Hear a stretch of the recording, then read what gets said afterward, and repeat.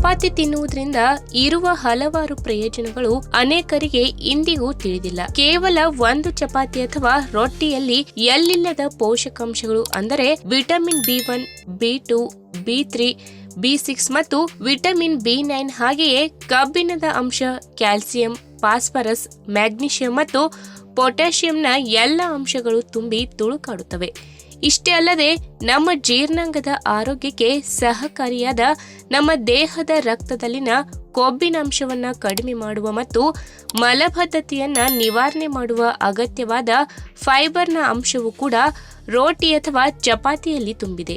ಅಗಾಧವಾದ ಕಾರ್ಬೋಹೈಡ್ರೇಟ್ಗಳನ್ನ ಹೊತ್ತು ನಿಮ್ಮನ್ನು ಅನೇಕ ಗಂಟೆಗಳ ಕಾಲ ಹಸಿವೆ ಮುಕ್ತರನ್ನಾಗಿ ಮಾಡುವ ಶಕ್ತಿ ರೋಟಿಗಳಿಗೆ ಮತ್ತು ಚಪಾತಿಗಳಿಗೆ ಇದೆ. ಇವುಗಳನ್ನ ನೀವು ಯಾವುದೇ ಎಣ್ಣೆಯ ಅಥವಾ ತುಪ್ಪದ ಉಪಯೋಗವಿಲ್ಲದೆಯೂ ತಯಾರು ಮಾಡಿ ನಿಮ್ಮ ಆರೋಗ್ಯವನ್ನ ಇನ್ನಷ್ಟು ಉತ್ತಮಗೊಳಿಸಿಕೊಳ್ಳಬಹುದು. ಆದ್ದರಿಂದ ನೀವು ಪ್ರತಿದಿನದ ನಿಮ್ಮ ಆಹಾರದಲ್ಲಿ ಆದಷ್ಟು ಅನ್ನ ಕಡಿಮೆ ಮಾಡಿ ಅದರ ಬದಲು ಚಪಾತಿಯನ್ನ ಸೇವಿಸುವುದು ಉತ್ತಮ. ಹಾಗಾದ್ರೆ ಪ್ರತಿದಿನ ಚಪಾತಿಯನ್ನ ಸೇವಿಸುವುದರಿಂದ ನಮಗೆ ಸಿಗುವಂತಹ ಆರೋಗ್ಯದ ಲಾಭಗಳ ಬಗ್ಗೆ ಇವತ್ತಿನ ವಿಡಿಯೋ ಮುಖಾಂತರ ತಿಳಿದುಕೊಳ್ಳೋಣ. ಅದಕ್ಕಿಂತ ಮುಂಚೆ ನೀವಿನ್ನು ನನ್ನ ಚಾನೆಲ್ಗೆ ಸಬ್ಸ್ಕ್ರೈಬ್ ಆಗಿಲ್ಲ ಅಂದ್ರೆ ಪ್ಲೀಸ್ ಸಬ್ಸ್ಕ್ರೈಬ್ ಮಾಡ್ಕೊಳ್ಳಿ, ಹಾಗೆ ಪಕ್ಕದಲ್ಲಿ ಇರುವಂತಹ ಬೆಲ್ ಐಕನ್ ನ ಕ್ಲಿಕ್ ಮಾಡಿ. ಮೊದಲೇ ಹೇಳಿದಂತೆ ಚಪಾತಿಯಲ್ಲಿ ಕಾರ್ಬೋಹೈಡ್ರೇಟ್ಗಳ ಮಹಾಪೂರವೇ ಇದೆ. ಉದಾಹರಣೆಗೆ ಸುಮಾರು 6 ಇಂಚಿನ ಸಮನಾದ ಒಂದು ಸಣ್ಣ ಚಪಾತಿಯನ್ನು ತೆಗೆದುಕೊಂಡರೆ ಅದರಲ್ಲಿ 70 ಕ್ಯಾಲೋರಿಗಳು, 3 ಗ್ರಾಂನಷ್ಟು ಪ್ರೋಟೀನ್ ಅಂಶ, 0.4 ಗ್ರಾಂನಷ್ಟು ಕೊಬ್ಬಿನ ಅಂಶ ಮತ್ತು 15 ಗ್ರಾಂನಷ್ಟು ಕಾರ್ಬೋಹೈಡ್ರೇಟ್ ಅಂಶ ಇರುತ್ತದೆ. ಇದು ನಿಮ್ಮ ದೇಹಕ್ಕೆ ಅಗತ್ಯವೆನಿಸಿದಾಗ ನಿರಂತರವಾಗಿ ಶಕ್ತಿಯನ್ನ ಪೂರೈಕೆ ಮಾಡುತ್ತಲೇ ಇರುತ್ತದೆ. ಕೇವಲ ಇದು ನಿಮ್ಮ ದೇಹಕ್ಕೆ ಶಕ್ತಿ ವಿಷಯವೇ ಅಲ್ಲದೆ ನಿಮ್ಮ ಮೆದುಳಿನ ಬುದ್ಧಿಶಕ್ತಿಯನ್ನ ಸಹ ಉತ್ತಮಗೊಳ್ಳುವಂತೆ ಮಾಡುತ್ತದೆ. ನಿಮ್ಮ ದೈಹಿಕ ಆರೋಗ್ಯದಲ್ಲಿ ಮಾಂತ್ರಿಕ ರೀತಿಯಲ್ಲಿ ನೀವು ಒಳ್ಳೆಯ ಬದಲಾವಣೆ ಬಯಸಿದರೆ ಅದಕ್ಕೆ ರೋಟಿ ಅಥವಾ ಚಪಾತಿ ಸಹಾಯ ಮಾಡಬಲ್ಲದು. ಏಕೆಂದರೆ ಇದರಲ್ಲಿ ವಿಟಮಿನ್ ಬಿ, ವಿಟಮಿನ್ ಇ ಮತ್ತು ಖನಿಜಾಂಶಗಳು ಎಂದು ಹೇಳಲಾದ copper, zinc, iodine, manganese, silicon, potassium, sulphur, calcium ಮತ್ತು ಇನ್ನಿತರೆ ಖನಿಜಾಂಶಗಳ ಮಾದರಿಗಳು ನೀವು ತಿನ್ನಲು ಬಯಸುವ ರೋಟಿ ಅಥವಾ ಚಪಾತಿಯಲ್ಲಿ ಅಡಗಿವೆ. ಅಷ್ಟೇ ಅಲ್ಲ, ಚಪಾತಿ ಕೇವಲ ನಿಮ್ಮ ದೇಹದ ಒಳಗಿನ ಭಾಗಗಳಿಗೆ ಶಕ್ತಿ ಸಾಮರ್ಥ್ಯ ಒದಗಿಸಿ ಅವುಗಳ ಆರೋಗ್ಯ ಕಾಪಾಡುತ್ತದೆ ಎಂದಷ್ಟೇ ನೀವಂದುಕೊಂಡಿದ್ದರೆ ಅದು ಖಂಡಿತ ತಪ್ಪು. ನಿಮ್ಮ ಮೈ ಮೇಲಿನ ಹೊದಿಕೆಯಂತಿರುವ ನಿಮ್ಮ ಚರ್ಮವು ಸಹ ಚಪಾತಿಯಿಂದ ಉಪಯೋಗ ಪಡೆಯುತ್ತದೆ. ಪ್ರತಿದಿನ ಚಪಾತಿ ತಿನ್ನುವುದನ್ನ ರೂಢಿ ಮಾಡಿಕೊಂಡರೆ ಯಾವುದೇ ರಾಸಾಯನಿಕ ಕ್ರೀಮ್ನಿಂದ ಮಾಡಲು ಅಸಾಧ್ಯವಾದ ರೀತಿಯಲ್ಲಿ ನಿಮ್ಮ ಚರ್ಮದ ಹೊಳಪು ಹೆಚ್ಚಾಗುತ್ತದೆ. ಹೌದು, ಸಾಮಾನ್ಯವಾಗಿ ಸಕ್ಕರೆ ಕಾಯಿಲೆ ಇರುವವರಿಗೆ ವೈದ್ಯರು ಮೊದಲು ಸೂಚಿಸುವುದೇ ಚಪಾತಿ ತಿನ್ನಲು.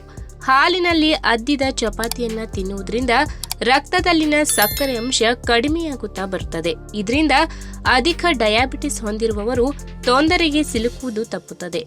ಆದಷ್ಟು ಚಪಾತಿಯನ್ನ ತಿನ್ನುವ ಮೊದಲು 5 ರಿಂದ 7 ನಿಮಿಷಗಳವರೆಗೂ ಬಿಸಿ ಮಾಡಿದ ಹಾಲಿನಲ್ಲಿ ನೆನೆ ಹಾಕಿ ನಂತರ ಸೇವಿಸಿದರೆ ಒಳ್ಳೆಯದು. ಇನ್ನು ಸಾಮಾನ್ಯವಾಗಿ ನಿಮಗೆ ಜ್ವರ ಬಂದಾಗ ಉಪಯೋಗವಾಗುತ್ತದೆ. ಮನುಷ್ಯ ಜ್ವರದಿಂದ ಬಳಲುತ್ತಿರುವ ಸಮಯದಲ್ಲಿ ಆತನ ದೇಹದ ತಾಪಮಾನ ಇದ್ದಕ್ಕಿದ್ದಂತೆ ಏರಿಕೆಯಾಗಿರುತ್ತದೆ. ಅಂತಹ ಸಮಯದಲ್ಲಿ ಬಾಯಿ ಸಹ ಕಟ್ಟಿರುತ್ತದೆ. ಆಗ ತಣ್ಣನೆಯ ಹಾಲಿನಲ್ಲಿ ಬಿಸಿ ಚಪಾತಿಯನ್ನ ಅದ್ದಿಟ್ಟು ನಂತರ ತಿಂದರೆ ಬಾಯಿಗೆ ಅಲ್ಪ ಸ್ವಲ್ಪ ರುಚಿ ಸಿಕ್ಕಂತಾಗುತ್ತದೆ. ಜೊತೆಗೆ ಹಾಲಿನಲ್ಲಿರುವ ಪೌಷ್ಟಿಕಾಂಶ ದೇಹಕ್ಕೆ ಸೇರಿ ದೇಹ ಚೈತನ್ಯದಿಂದ ತುಂಬಿರಲು ಸಹಾಯ ಮಾಡುತ್ತದೆ. ಅಷ್ಟೇ ಅಲ್ಲ, ಚಪಾತಿಯನ್ನ ಸಾಮಾನ್ಯವಾಗಿ ಸಂಪೂರ್ಣವಾದ ಗೋಧಿ ಹಿಟ್ಟಿನಿಂದ ತಯಾರು ಮಾಡುವುದರಿಂದ ನಿಮ್ಮ ದೇಹಕ್ಕೆ ತನ್ನ ಕಾರ್ಯಚಟುವಟಿಕೆಗಾಗಿ ಇಡೀ ದಿನ ಅಗತ್ಯವಿರುವ ಶಕ್ತಿ ಸಾಮರ್ಥ್ಯವನ್ನ ಕೊಟ್ಟು ನಿಮ್ಮ ದೈನಂದಿನ ಕೆಲಸಗಳಿಗೆ ಯಾವುದೇ ರೀತಿಯ ತೊಂದರೆಯಾಗದಂತೆ ನೋಡಿಕೊಳ್ಳುತ್ತದೆ. ಇದಕ್ಕೆ ಕಾರಣ ಚಪಾತಿಯಲ್ಲಿರುವ ವಿವಿಧ ಬಗೆಯ ಪೌಷ್ಟಿಕಾಂಶದ ಮೌಲ್ಯಗಳು.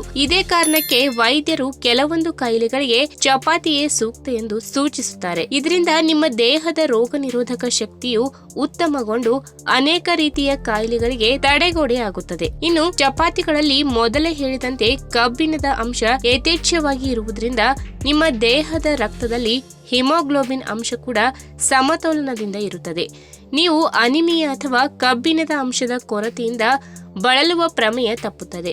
ನೀವು ಒಮ್ಮೆ ಚಪಾತಿ ತಿನ್ನಲು ರೂಢಿ ಮಾಡಿಕೊಂಡರೆ ನಿಮ್ಮ ದೇಹ ಅಗತ್ಯಕ್ಕೆ ತಕ್ಕಂತೆ ಕೆಂಪು ರಕ್ತ ಕಣಗಳು ಮತ್ತು ಬಿಳಿ ರಕ್ತ ಕಣಗಳನ್ನ ಉತ್ಪತ್ತಿ ಮಾಡಲು ಶುರು ಮಾಡುತ್ತದೆ. ಅಷ್ಟೇ ಅಲ್ಲದೆ ಮನುಷ್ಯ ಸಹಜವಾಗಿ ದಪ್ಪವಾಗುವುದು ತನ್ನ ದೇಹಕ್ಕೆ ತಾನು ತಿನ್ನುವ ಆಹಾರದ ಮೂಲಕ.